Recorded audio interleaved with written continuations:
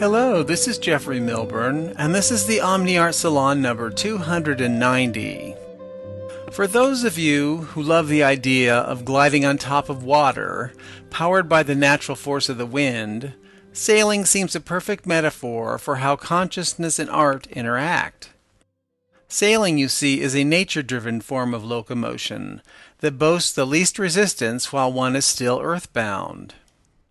In the world of true freedom, free thinking and free art are synonymous. And while mulling over evolutionary culture and how we can create a better world for all humans to enjoy, nothing is more appealing than the path of least resistance, at least as far as ideas are concerned. Human cultural evolution erupts from experimentation, discovery, and developing perspectives. Every art movement in history has emerged from the political, economic, scientific, and cultural zeitgeist of its time. It's what makes art so fascinating, because art has a special ability to freely express the deepest truths of life without compromise or politics. At least true art, that is.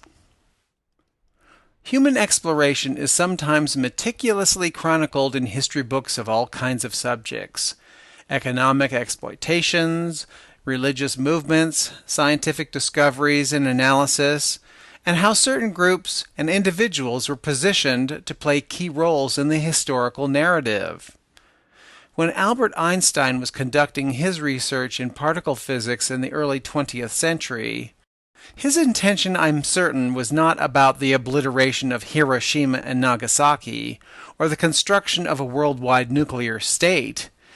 Yet his powerful discoveries made their way into hands that were positioned to make that reality of a potential nuclear Armageddon come into material form.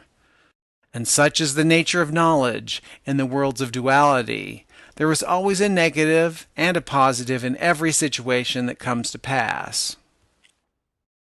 Modernism as an ethos and ethic brought with it the great promise of form and function marching in step with industrial technology and the progress it represented for the masses of humanity.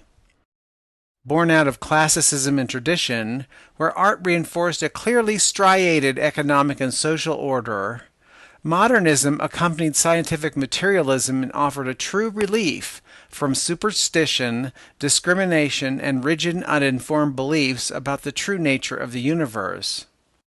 So modernism in this sense was a great liberator from tyrannical monarchy and the primitive standards of living it subjected upon the great mass of humanity. Is there any wonder that it was greeted with disdain from most of the power elite of the times as a great threat, and they attempted to suppress its offerings? But because it refreshed a more comprehensive and clear understanding about true nature, modernism was here to stay. And it grew rapidly throughout the Western world, eventually influencing cultures across the globe. By the mid-20th century, the negative effects of modernism and industrialization began to emerge. Pollution and ecological disaster, accompanied by a stifling uniformity and mindless industrial employment, took their toll on society. The material wealth and standard of living certainly was shared across the economic and social strata, but the cost was a deadening of the human spirit and the loss of connection with nature, and hence spiritual balance. Thus was born the postmodern era, which still lingers across the cultural and material landscape in varying degrees around the world. Postmodernism is a natural response to the dry limitations of puritanical industrialization.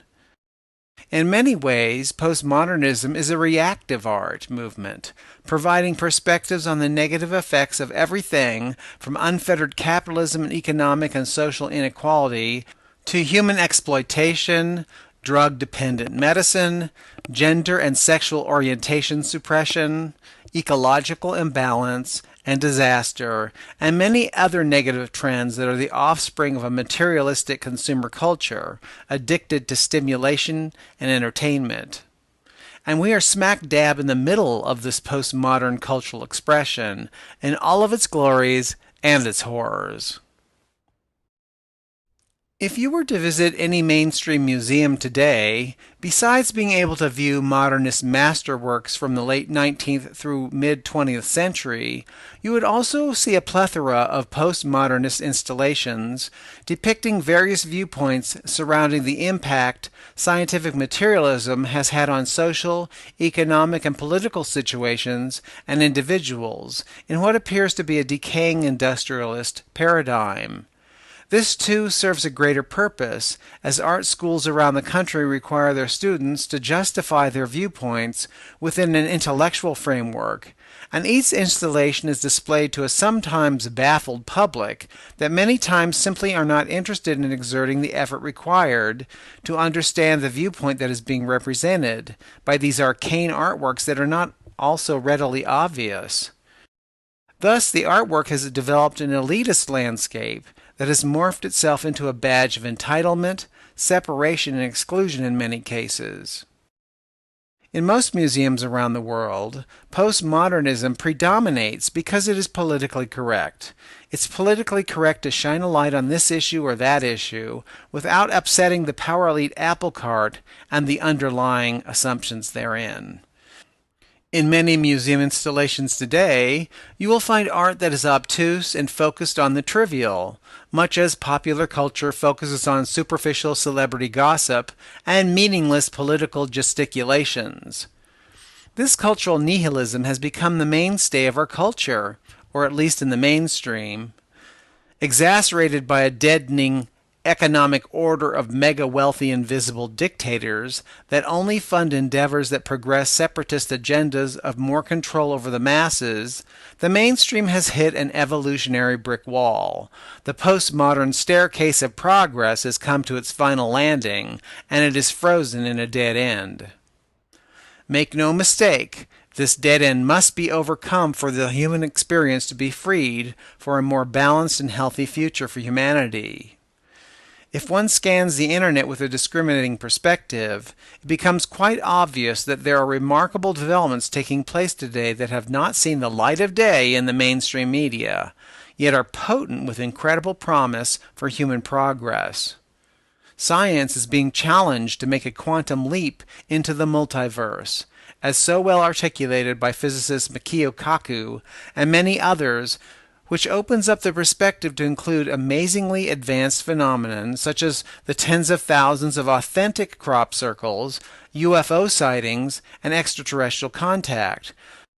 There is also the appearance of clearly defined light orbs and hundreds of thousands of digital photographs, or the groundbreaking research of Masaru Emoto on how human intentional focus materially alters the molecular structure of water, or the actual research in zero-point energy as not only a source of unlimited free energy, but also as a key to transdimensional intergalactic space travel.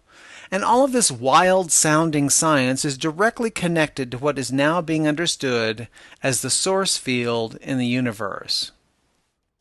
The universe is a living, breathing thing, and we in the 21st century are privileged to be in the most exciting and progressive times of written human history so far, where direct research regarding human origin and purpose through advanced physics, consciousness studies, and new science have emerged as the leading edge of cultural progress. And this is the age of Omni art. Born out of the last days of pop art, a sub-movement of postmodernism, Omni art was born in 1981 as an art movement that embraced the idea that everything that exists in the universe is an expression of Source, and as such is unabashedly divine. Omnidirectional, omnipresent, omniscient. Sound familiar? The Omni art movement is the merging of new science and consciousness. Contemporary philosophers have explored the idea of the theory of everything, a Whole Foods idea, if you will, of the universe and human interaction within it from a quantum physics point of view. Yet most of physics is concerned with matter and subatomic and subatomic structures, reductionism, if you will, of the most minute essence of the source of universe.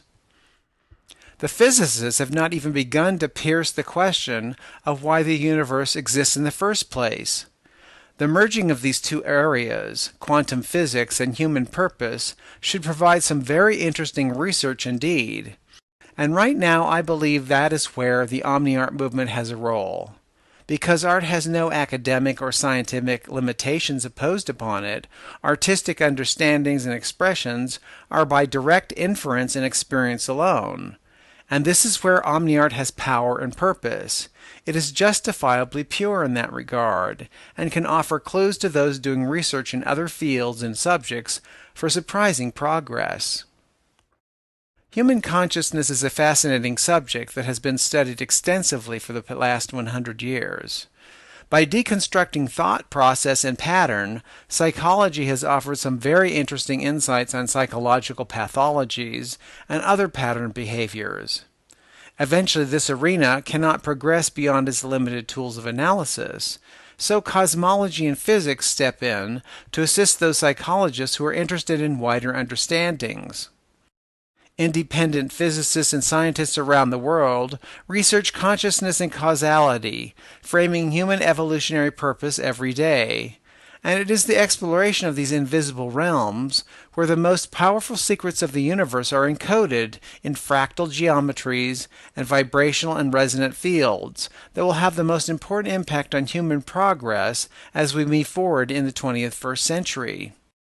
In fact, I believe this is the true frontier of scientific research today and deserves full funding from public and private sources.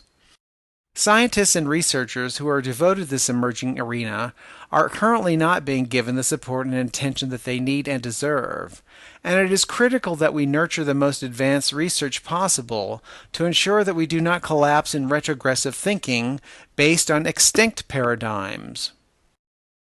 Tired of the narrow assumptions of postmodernism and ignoring the limited set of assumptions of what three-dimensional postmodernists consider real, universal artists and scientists today are exploring the realms of what Dr. Mikio Kaku calls the multiverse.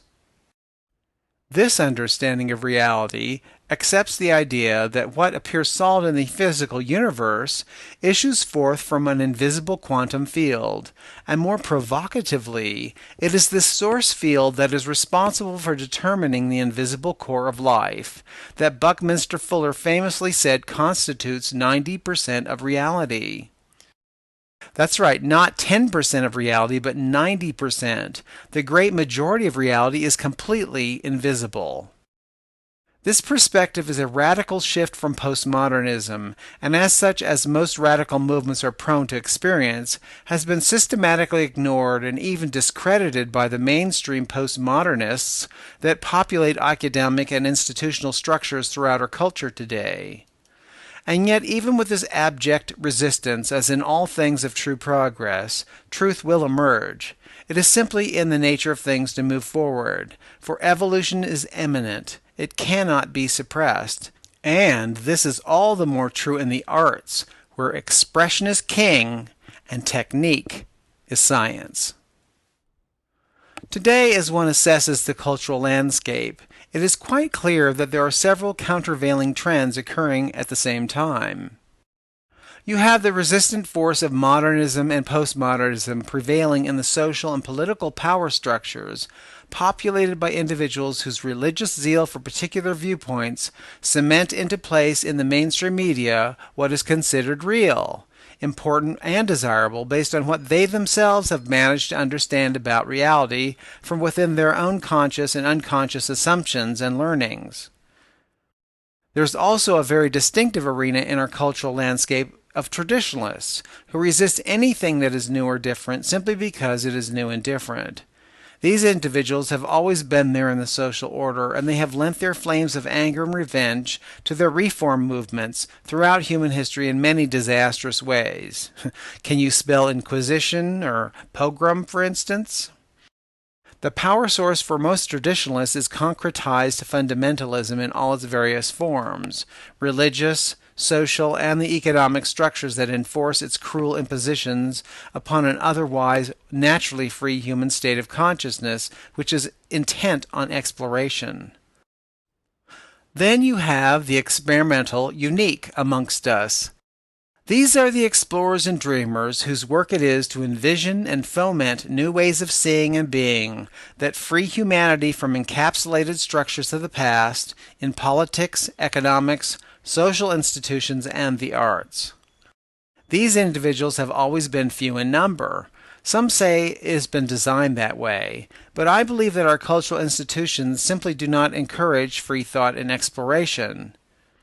It is the case of the controllers versus the explorers, and the battle has raged on for millennia, with one side or the other gaining at times. The Renaissance, the Dark Ages, a leapfrog of dominance throughout human history. In all of this one can become very weighed down by the negativity and resistance, but such is the nature of life as history has clearly shown. Postmodernism has served a great purpose, as have all the art movements in history. Human evolution is at its core a form of play and exploration, so any movement that has come to pass arrived quite naturally and as such should be loved for what it is and for what it offered. Sailing past postmodernism does not mean rejection or judgment. It simply means that the wind of change is blowing, and we are in an age of new discoveries, new conversations, and new understandings. Let's honor the past by embracing the present. Omni art came about quite organically and naturally, just like the Whole Foods movement that is now worldwide. As we sail past postmodernism, let us stop and appreciate the awareness and perspectives it fostered. But let's not stop there. Let's embrace the new paradigms that are revolutionizing the human perspective and experience, bringing positive and expansive solutions to the problems postmodernism exposed with a radical new, universal paradigm for human purpose. Happy sailing, sailors, on the OmniArt Sea of Change.